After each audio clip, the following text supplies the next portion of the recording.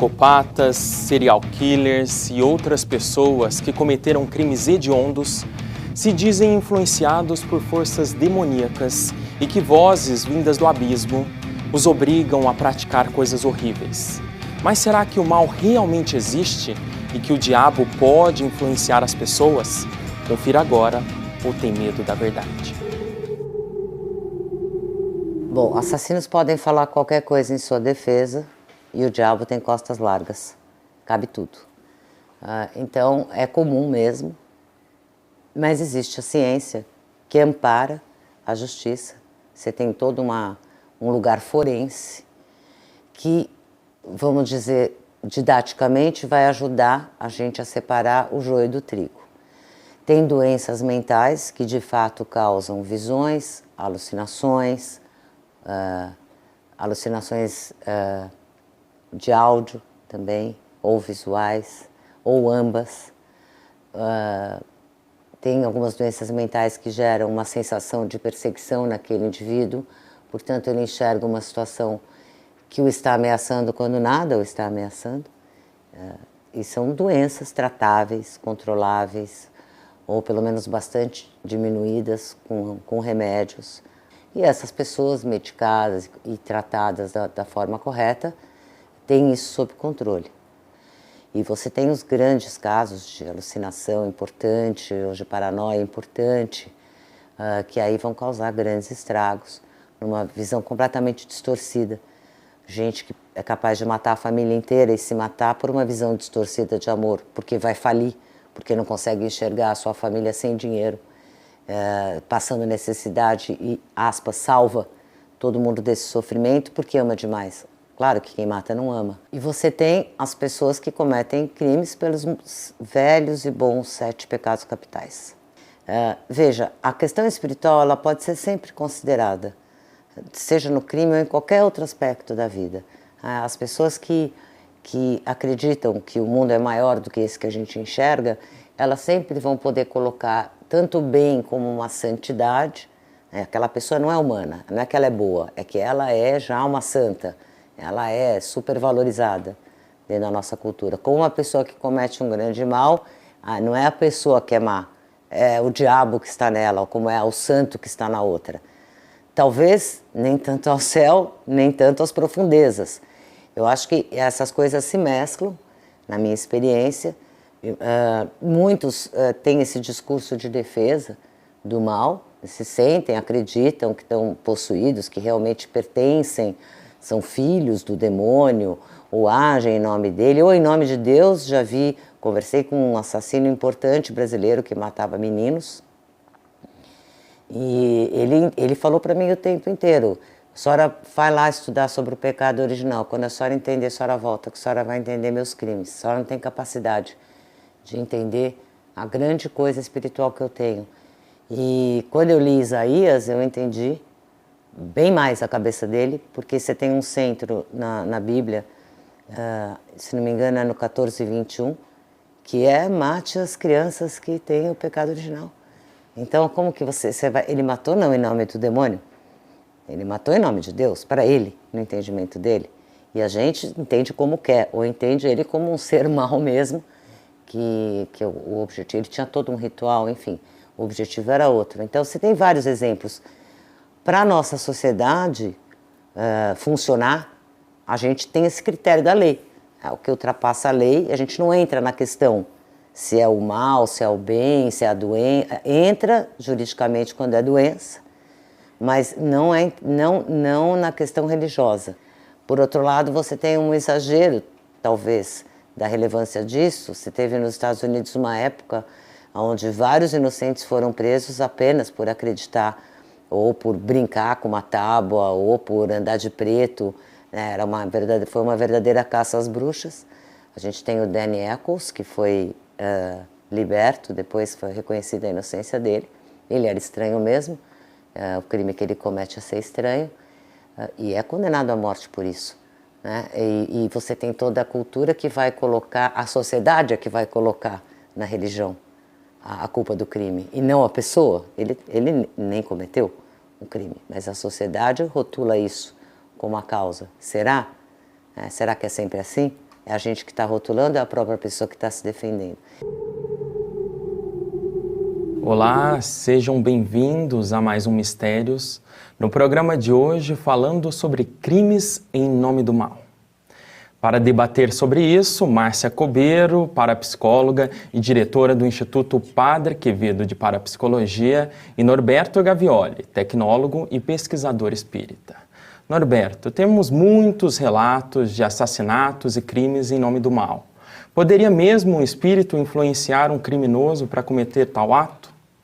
Sim, mas nós não devemos nos esquecer dos textos bíblicos em que nos 10 mandamentos, um deles é não matarás.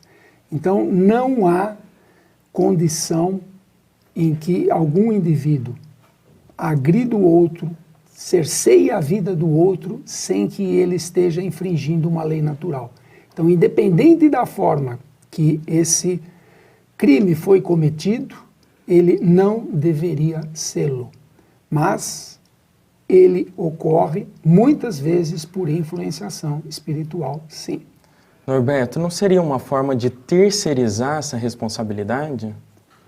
Não, porque quem comete o ato é o ser encarnado. Espírito não mata vivo, não mata ser humano, porque senão seria muito fácil. Eu morri, não gosto de alguém, vou lá e estrangulo. Não tem condições, por quê? Matéria reage com a matéria. Para eu estrangular alguém, eu tenho que ir lá e comprimir o pescoço. Um espírito desencarnado não tem matéria física para reagir com a matéria do pescoço do indivíduo que está sendo enforcado. Por isso que ele precisa de um terceiro que é induzido a fazer o ato. É um processo indutivo, mas a responsabilidade é do praticante. Espírito não vai preso em cadeia terrestre, vai em cadeia no plano espiritual. É um pouquinho diferente, mas vai sofrer as consequências. Aquele que induziu, o espírito indutor, e vai sofrer as consequências o ser encarnado executor. Ambos têm a responsabilidade sobre o fato. Márcia, e para você, alguma entidade do mal poderia influenciar nesses criminosos?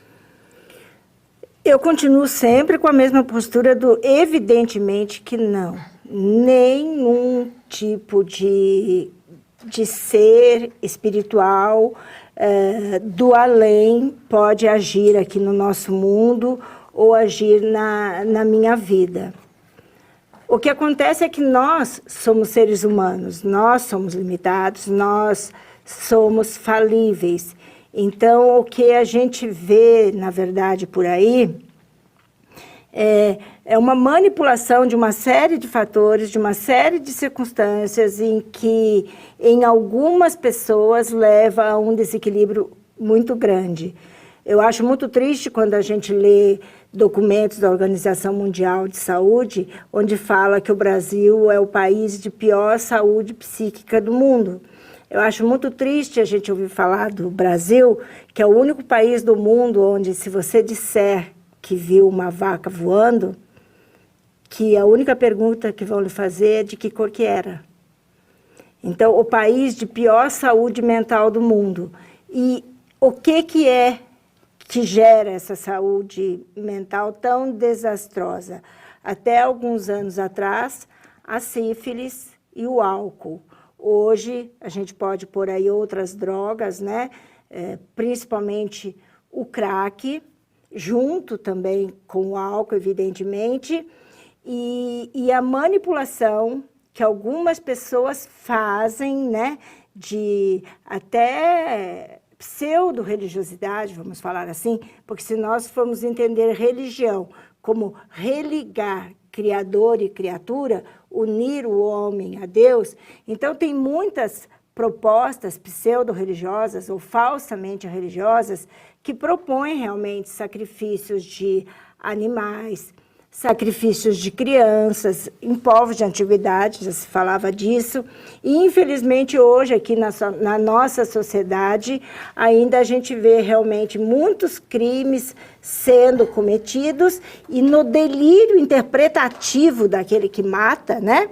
ele tem delírios na hora de interpretar a realidade, ele atribui a seres sobrenaturais ou a religião que ele segue. Mas é por detrás, mesmo que eu saiba que o senhor vai vir fazer piadinha em cima dos medicamentos, mas como o senhor sempre fala que o espiritismo não pode negar a ciência, pelo amor de Deus, dentro desse tema que tão sério, tão atual e tão importante de ser debatido aqui na nossa série de mistérios, que nós não podemos negar a esquizofrenia, não podemos negar a paranoia, não podemos negar os delírios, né? Principalmente os delírios interpretativos, os erros de percepção que, né, deturpa totalmente a realidade, os desvios graves de conduta e que, infelizmente, sempre existiu em todos os povos, em todas as épocas,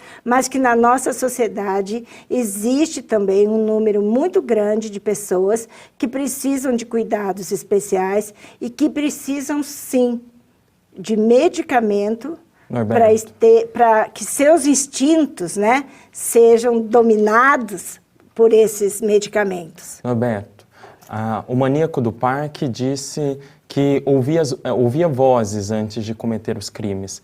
Poderia ser vozes de espíritos? Sim.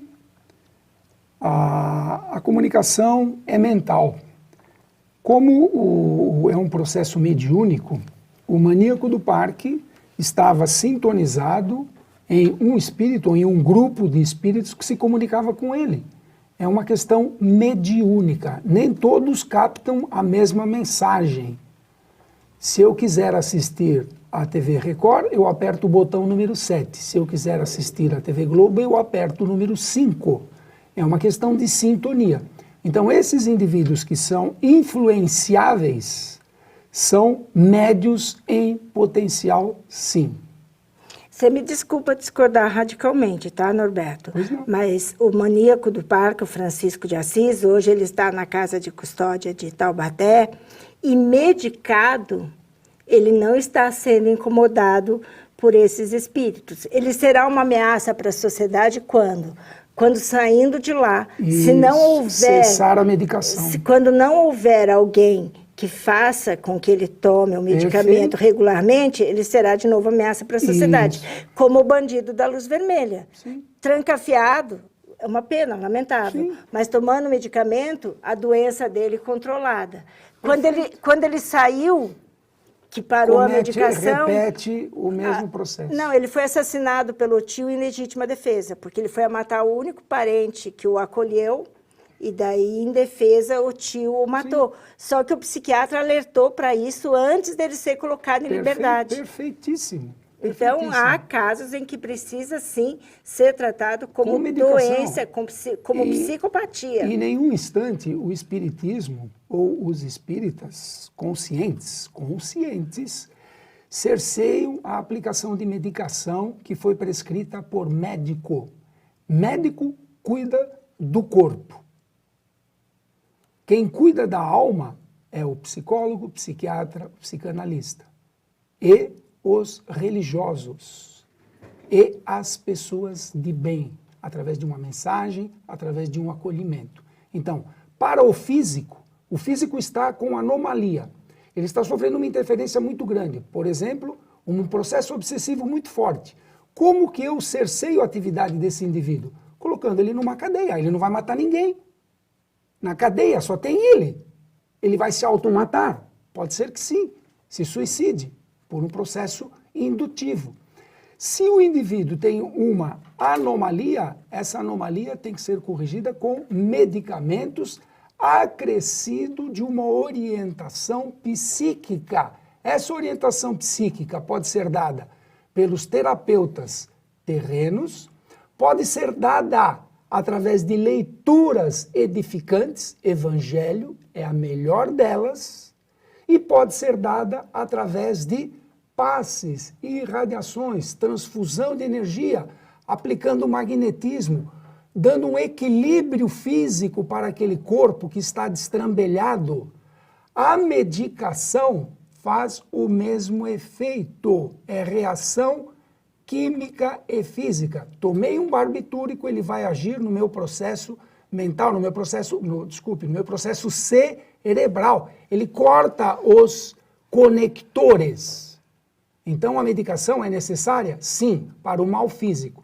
Uma medicação forte, entorpecente, psicotrópicos, alucinógenos, qualquer outro, corta o canal de comunicação mediúnica. Ou pode estimular. É uma mão de duas vias. Norberto, a gente vê muitos relatos de crianças já com uma tendência criminosa. Além dessa influência de espíritos, isso pode ser de outras vidas também? Eu peço para você responder daqui a pouco, porque a gente vai para um breve intervalo e já volta.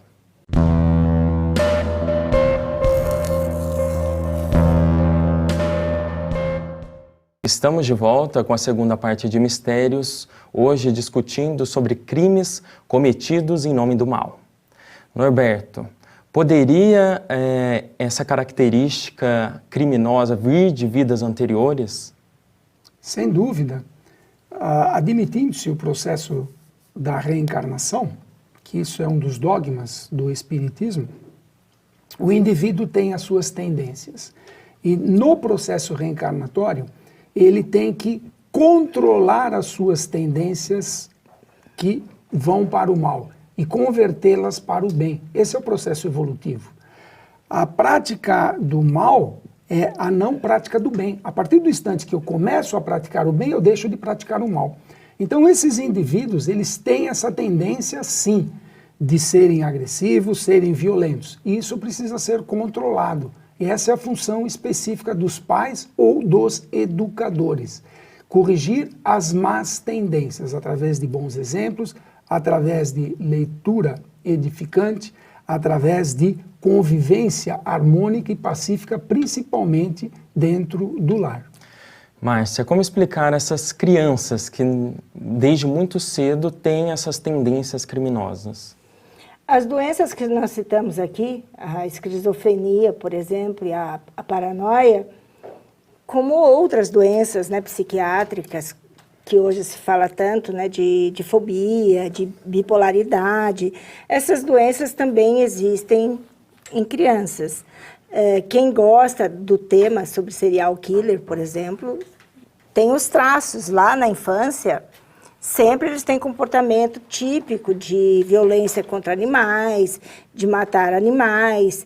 Então, a doença psiquiátrica existe. Falando de uma maneira bem popular, uma vez louco, sempre louco. Então, mesmo que essa loucura tenha se manifestado lá aos 30 e tantos anos de idade, como no caso do maníaco do parque, Francisco de Assis, para a ciência psiquiátrica, ele é considerado louco a vida inteira, apesar de que aquilo tenha só se manifestado. Eu quero fazer só uma observação numa coisinha que o Norberto falou ali, porque é uma imprecisão, que você fala que a reencarnação é dogma dentro do Espiritismo. É no Espiritismo kardecista. Sim. Porque desde 1934 está decidido no Congresso Internacional que foi realizado em Barcelona, na Espanha, que acreditar na teoria da reencarnação é livre. Acredita o espírita que quiser. Então, os que são influenciados pelo Allan Kardec acreditam e os anglo-saxões não aceitam a reencarnação. Mas o mais grave aqui, Norberto, eu acho que dentro desse tema, seria a gente alertar como na nossa sociedade existem vários fatores, vários estímulos que podem desencadear esse desequilíbrio que a gente está falando aqui, como esse barulho, né, de balada repetitivo, né? E em volume muito alto, aquele ritmo repetitivo. Então, para pessoas que têm distúrbios neurológicos, né, mesmo que você faça a questão de falar são físicos, mas pode desencadear descargas tão grandes, né, elétricas no cérebro, que essas pessoas realmente cometam atrocidades em estados de ausência e tudo, e depois não saibam nem explicar por que fez. Então, além das drogas, do álcool, desses ritmos pesados, como a batida do funk, esse da balada mesmo, a música eletrônica. Mas mesmo um mantra, são fatores... é aplicável ao mantra. Você sim, faz um mantra para se desconectar do mundo, para fazer uma coisa elevada. E mesmo no ambiente... Era isso justamente, eu acho que nós vamos ir mais ou menos pelo mesmo caminho, porque até mesmo num ambiente religioso, que a gente poderia dizer assim, que seria um ambiente bom, porque é religioso, a pessoa vai ali com a intenção de procurar o bem, mas por ter uma prática alienante, onde é estimulado o transe, onde é estimulado que o inconsciente se manifeste, onde tem um ritmo frequente, onde se faz uso, né, de defumadores, onde se faz uso de drogas, às vezes também de álcool e tal. Então, pessoas que são predispostas a terem doenças e distúrbios graves de comportamento, pode, a partir de uma situação que para ela parecia boa, que era um culto religioso, ter um surto psicótico e ser incapaz, como naquele caso que acho que vai ser citado aí na pesquisa que a produção fez, daquele casal que era o marido e a mulher, vamos dizer que não era um casal, porque tinha o marido, a mulher e a amante jovem que viviam juntos, todos muito bem, e que matavam pessoas e que faziam salgadinhos para sair vendendo na cidade. E por detrás diziam que era uma motivação religiosa, que aquele senhor teve uma revelação, ele escreveu um livro com essas revelações, a ideia dele era fundar uma nova religião, e que propunha isso, matar e canibalismo. Aproveitando a deixa da Márcia, é possível que algum espírito influencie um grupo? Porque são vários os casos de grupos que cometem crimes em nome do mal. Seria possível? Sem dúvida. Não nos esqueçamos que espírito é quando ele está desencarnado, alma é quando está encarnada, mas é a mesma coisa com duas denominações. Um escritor, ao escrever um texto, influencia todos os que leem o livro. Um autor, ao fazer um filme, escrever um roteiro, influencia todos. Jesus, um único indivíduo, influenciou toda a humanidade. Buda, e assim sucessivamente. Então, em função do conteúdo da mensagem, há uma influenciação para aqueles que estão em sintonia com aquela mensagem, com a frequência da mensagem emitida. Então, quem gosta de coisa boa, sintoniza emissões boas. Quem gosta de coisas ruins, sintonizam emissões ruins. Estão aqui, ó. Os pensamentos estão permeando. Nós vivemos, segundo André Luiz, sabiamente, ele diz que nós vivemos num mar de ondas. Que ondas? De matéria vibrando e emitindo suas vibrações e de pensamentos, de vivos e de mortos. Sintonizou, pegou. Então, um espírito pode influenciar muitos encarnados, sim. Que obsessores seriam esses, Norberto? Tem que ter alguma proximidade, algum parentesco? Um tio meu que morreu e volta para me influenciar? Ou não tem nada a ver? Nós devemos considerar dois tipos de família. Uma família consanguínea, que são os caracteres genéticos, e a família espiritual. A família espiritual se liga por afinidade de pensamento. A família consanguínea se liga por caracteres hereditários. São duas coisas distintas, mas que se analisarmos mais profundamente, um está vinculado ao outro por causa de vidas passadas. Então, quando eu sofro uma determinada ação, eu altero as minhas características genéticas agora. Eu mudo os meus genes. Num processo reprodutório, eu transmito isso para os meus descendentes, ou eu posso transmitir isso numa próxima encarnação. E aí vai ter consequências muito, muito, muito futuras. Mas a geração ocorreu e vai ter consequências. Então, existe essa influenciação? Sim. Então, esses indivíduos pertencem ao mesmo grupo, a um grupo espiritual. Simpatizam e gostam das mesmas coisas. Repetimos, corintiano gosta de corintiano, palmeirense gosta de palmeirense. Se coloca os dois juntos, o pau quebra. Obrigado, Norberto.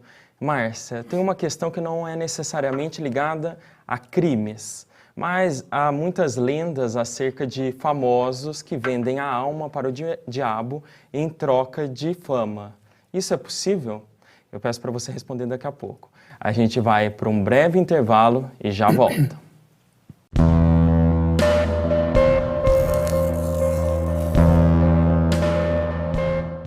Olá, estamos de volta com a última parte do debate de hoje, falando sobre crimes em nome do mal. E no bloco anterior eu perguntei para a Márcia sobre as lendas que existem acerca de famosos que vendem a alma para o diabo em troca de fama. Isso é possível, Márcia? Na sua pergunta está a resposta. Nas lendas. Se eu quero ser magra, se eu quero ser bonita, não adianta eu fazer pacto com o demônio e nem com nenhum similar. É bom eu tratar de fazer um regime e abrir uma cadernetazinha de poupança para fazer plástica. É a única maneira de eu ficar magra e bonita. Mas realmente existe isso, como você bem definiu, Felipe, de lenda. Então, é mais fácil a gente negar o esforço, às vezes até grande, e quanto sacrifício as pessoas fazem para chegarem, né, no determinado nível da sua carreira, não reconhecendo o esforço, atribui que veio assim gratuitamente através de forças do além. E na sua opinião, Norberto? É uma questão de crença. Se nós verificarmos na antiguidade, nós veremos que se o indivíduo matasse e comesse um animal violento, ele absorveria a energia desse animal violento. Então, isso veio permeando ao longo do tempo. Os rituais chamados, as oferendas, manipula-se energia nessas oferendas. Quando eu entrego sangue, exponho o sangue é o elemento mais rico que nós temos para a nossa própria manutenção. Então, se eu exponho esse sangue, essa energia contida no sangue é manipulada, é utilizada por espíritos que sorvem essa energia para a sua manutenção psíquica. Isso vem desde sempre. As oferendas, os rituais, os sacrifícios não foram inventados agora. Vêm desde lá de trás. E há pessoas que ainda creem nisso piamente. E são seguidores. Por isso que você vê os extermínios coletivos em nome da religião. Vamos agora, todos nós aqui, nos suicidarmos porque Deus está nos esperando de braços abertos. Mesma coisa, o pessoal que faz o suicídio, ele tem certeza que ele está se suicidando para ser recebido pelo seu Deus de braços abertos. Temos isso no nosso dia a dia. Então, são crendices. E as consequências serão dos próprios praticantes.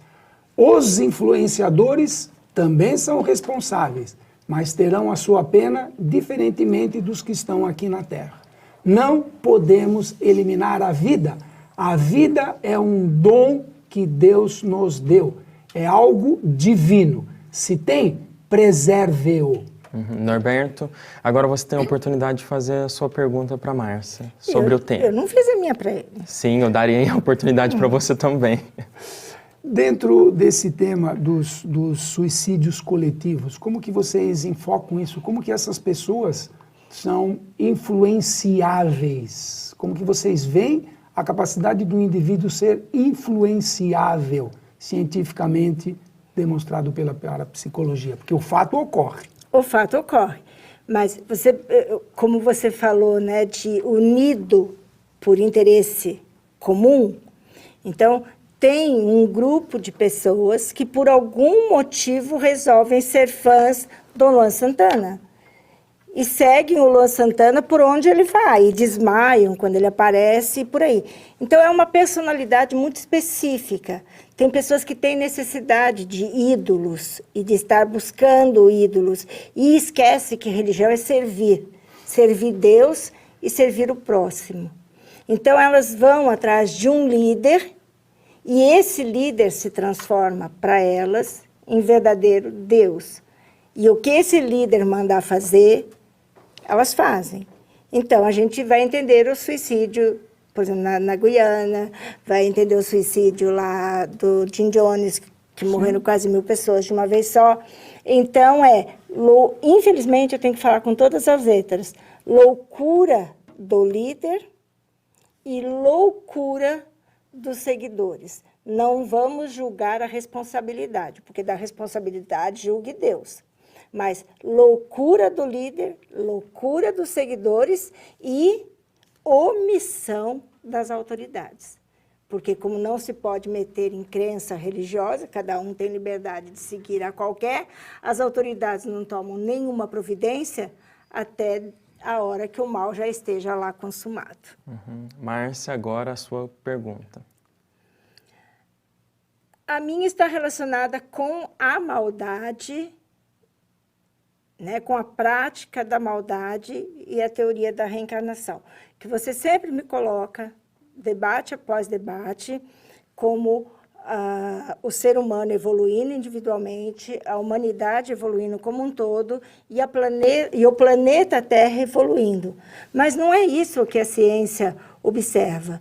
A gente vê rios morrendo, efeito estufa, buraco negro, doenças que nunca existiu, H1N1 aí matando, dengue matando, a AIDS até pouco tempo não existia, o câncer, que a gente sabe de onde que vem, não vamos contar aqui agora a historinha do câncer, e nunca houve tanta violência, tanto homicídio, tanta violência contra a mulher, tanto abuso de criança, né? Crianças sendo abusadas por aquele que deveria cuidar dela, o pai, o tio, o padrasto.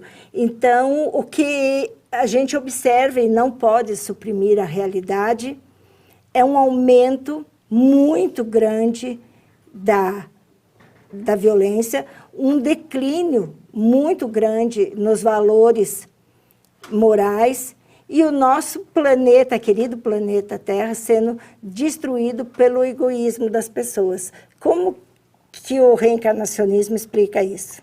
Uma evolução natural das coisas. Para trás? Não, para pior? Não, nós não retroagimos, nós somos o que somos. Dentro do processo reencarnatório, os indivíduos vêm com as suas tendências e tem que corrigir a tendência. Se ele não corrige a tendência, ele vai ser exatamente o que ele foi. É esse o ponto. Então Deus nos dá a oportunidade do reencarne para nós provarmos que seremos melhores. Se repetirmos os mesmos erros, vamos ter que reencarnar nas mesmas condições. É tão simples quanto isso. E é só olhar à nossa volta, Márcia. Você veio aqui para o estúdio de carro. Se fosse há 800 anos atrás, você teria que vir a cavalo. Teria que colher mato, carpinar, ceifar para fazer o seu trigo, colher o seu trigo para fazer o pão. Hoje você foi no supermercado, você esquentou o seu leitinho sem ter que espremer a teta da vaca. Você abriu uma caixinha e aqueceu através do micro-ondas. Então, a ciência avança, o mundo avança e o ser humano também avança. E nós, espíritos, desenvolvemos em duas asas, a asa intelectual e a asa moral. A asa intelectual, o nosso lado intelectual já está hiperdesenvolvido. Eu consigo transformar arroz, feijão e batata em Norberto, em carne e osso. Olha que mágica que eu faço. Como eu sou um excelente cientista nesse aspecto, sou um químico em excelência. Manipulo a matéria como eu quero. Faço foguete, faço bomba, faço avião para salvar, faço avião para bombardear, faço remédio para curar, faço remédio para drogar. Depende da utilização, mas estamos evoluindo. Aonde nós não evoluímos ainda? Somos bebês em desenvolvimento moral. Márcia. A moral ainda está pequenininha, por isso que Jesus falou, eu sou o caminho, a verdade e a vida. Ninguém vai ao Pai senão por mim. Então, sigamos o Evangelho de Jesus, façamos ao próximo o que gostaríamos que fosse feito para nós, aí acabar-se-ão os latrocínios, os assassinatos, as violentações, as induções para o mal, e sim para o bem. Márcia, as suas considerações finais sobre crimes em nome do mal. A maior parte deles, mesmo que sejam atribuídos a pseudo-religiões, são distúrbios graves de comportamento. As pessoas têm que ser esclarecidas, as pessoas a quem eu me refiro, a sociedade. Tem que ser esclarecido que aquilo que o maníaco do parque, que foi muito citado aqui, fez, ele tem um distúrbio grave de comportamento e, por isso, ele está sob custódia do Estado. Ele está numa casa de custódia, ele não está numa cadeia simples. Ele está sob custódia do Estado. Mas a obrigação, então, das autoridades, né, do Estado e das religiões é esclarecer que, se você tem um caso desse no seu bairro, na sua família, né, que você percebe que a pessoa tem distúrbios graves de comportamento, você tem a responsabilidade de encaminhar essa pessoa para tratamento com especialistas. Obrigado, Norberto. As suas considerações finais? O que a Márcia falou é perfeitamente lógico e plausível. Olhai e verifique. Por isso que Jesus falou, vigiai e orai. As palavras de Jesus são sapientíssimas. O vigiai é o que está sendo modificado, primeiramente em si e naqueles que o cercam. E orai. Orai quer dizer, busque solução para o problema. Quer seja psíquico, do lado físico, quer seja psíquico do lado espiritual. Então, se você estiver ouvindo vozes, se você estiver tendo alucinações, procure o seu psicólogo, o seu psiquiatra, o seu psicanalista, mas também procure a evangelização. E a Casa Espírita é um centro de evangelização. Obrigado aos dois. E vocês aí de casa, o que acharam? É claro que o nosso debate continua nas nossas redes sociais, no nosso YouTube, Facebook, e você também pode deixar a sua opinião no nosso e-mail. É mistérios@tvmundomaior.com.br. Um grande abraço e até a próxima.